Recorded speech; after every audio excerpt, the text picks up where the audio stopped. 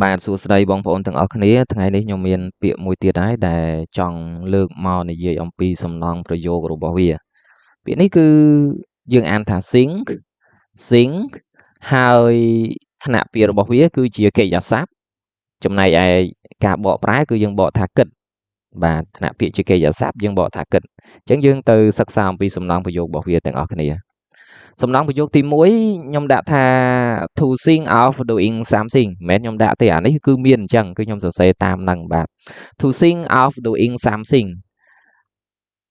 យើងប្រើ to នាំមុខ sing នេះគឺ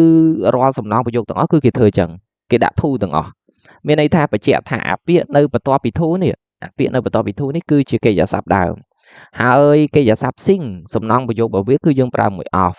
នៅពេលដែលយើងប្រើមួយ of វាតាក់ទងដល់កិរិយាសព្ទដែលប្រើក្រោយវាទៀតអញ្ចឹងកិរិយាសព្ទដែលប្រើក្រោយ of នេះគឺត្រូវថែម ing បាទម្ដងទៀត sing គឺប្រើមួយ of តែ of នេះកិរិយាសព្ទណាដែលប្រើក្រោយវាគឺយើងត្រូវថែម ing អញ្ចឹងវាតាក់ទងគ្នាអញ្ចឹងហើយពាក្យ s.1 th នេះមានន័យថា something អ្វីមួយបាទអញ្ចឹងដល់ពេលយើងបកថាម៉េចយើងបកថាគិតអំពីការធ្វើអ្វីមួយគិតអំពីការធ្វើអីមួយតោះឥឡូវយើងទៅមើលសំណង់ប្រយោគរបស់វាទៅមើលឧទាហរណ៍របស់វាអានេះសំណង់ប្រយោគយើងបានហើយយើងទៅមើលឧទាហរណ៍ទី1ខ្ញុំដាក់ថា I think of taking the exam ខ្ញុំគិតអំពីការប្រឡងការប្រឡង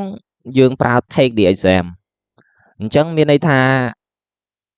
យើងប្រើមួយ take អាពាក្យ exam ហ្នឹងអញ្ចឹង take ហ្នឹងនៅពេលដែលយើងប្រើមួយសំណង់ប្រយោគ sing out take ធ្វើថែម ing ហើយ take វាមាន e នាំមុខសុំទោស e នៅពីកន្លែងនេះអញ្ចឹងនៅពេលដែលយើងថែម ing ចំលើ e ហ្នឹងអាពាក្យណាមាន e គឺយើងដូរ e ចេញដាក់ ing លុប e ចេញដាក់ ing អានេះក្បួនតាក់ទងជាមួយនឹងការថែម ing ទៅលើកិរិយាសព្ទនៅពេលដែលយើងប្រើយើងត្រូវគិតដល់ក្បួនហ្នឹងមួយទៀតមិនចេះតែថែមទេ I think of taking the exam ខ្ញុំគិតអំពីការប្រឡងបាទ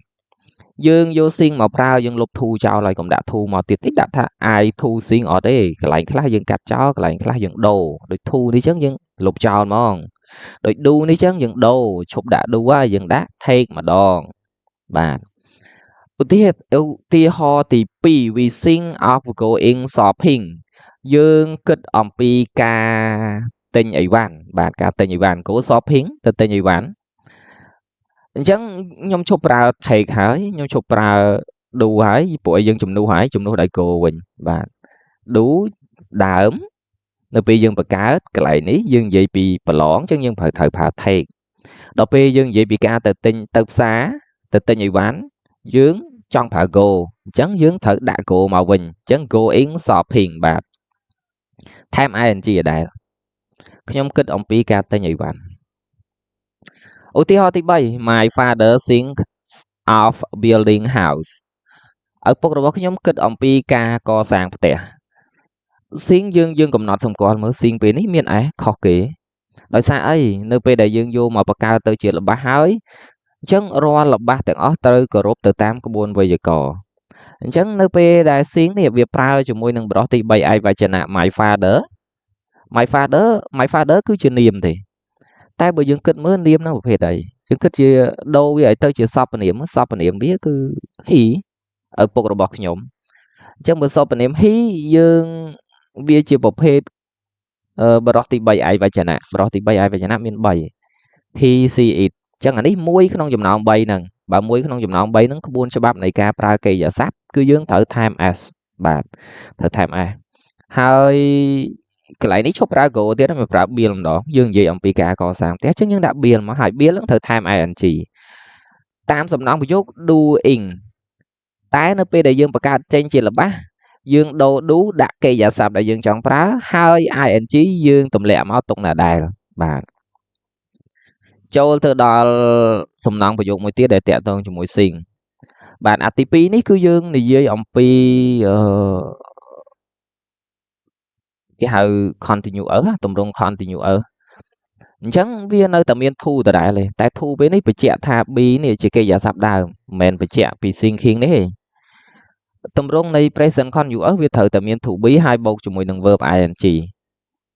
អញ្ចឹងគេដាក់ថា to be thinking of doing something កំពុងគិតអំពីការធ្វើអីមួយបាទនេះការបកប្រែកំពុងគិតអំពីការធ្វើអ្វីមួយ តោះឥឡូវយើងទៅមើលឧទាហរណ៍វាទាំងអស់គ្នាឧទាហរណ៍ទី1 he is thinking of learning English គាត់កំពុងគិតអំពីការរៀនភាសាអង់គ្លេសអញ្ចឹងនៅពេលដែលយើងយក be មកប្រើ be មាន3កិរិយាសព្ទ to be មាន3មាន am is ហើយនិង are អញ្ចឹងនៅពេលនេះប្រធានខ្ញុំប្រើ he បើ he គឺយើងត្រូវតែប្រើ is ហើយកន្លែងនេះយើងទុកដដែលទាំងអស់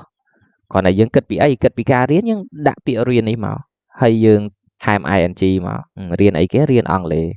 ស something នេះជំនួសឲ្យ English នេះបាទទី2 I am thinking of taking the exam ដោយអាមុនដែរនេះដាក់កុំឲ្យខុសគ្នាឲ្យស្រួលមើលអញ្ចឹងនៅពេលដែលប្រធាន I គឺយើងប្រើអីគេវិញយើងប្រើ am ហើយ thinking ទុកមកដែល taking the exam ខ្ញុំកំពុងគិតអំពីការប្រឡងបាទទី3កន្លែងនេះយើងទៅជា continuous កំពុងគិតចុះពាក្យថាកំពុងมันមានន័យថាជាសកម្មភាពដែលកំពុងបន្តអញ្ចឹង my father is thinking my father ឪពុករបស់ខ្ញុំអញ្ចឹងជាប្រភេទគេហៅថាបរិសុទ្ធទី3ឯកវចនៈ he ដូចឥលើដែរនេះដូចឥលើនេះដែរវាត្រូវប្រើមួយ is ហើយនៅពេលដែលវាប្រើជាមួយនឹង is អញ្ចឹងទៅជា my father is thinking ទុកកដែលប៉ុន្តែអានេះជាធ្នាក់ of នេះជាធ្នាក់កិរិយាសព្ទដែលប្រើក្រោយវាត្រូវថែម ing បាទថែមហើយ building house my father is thinking of building house បាទចូលបាទនេះគឺជា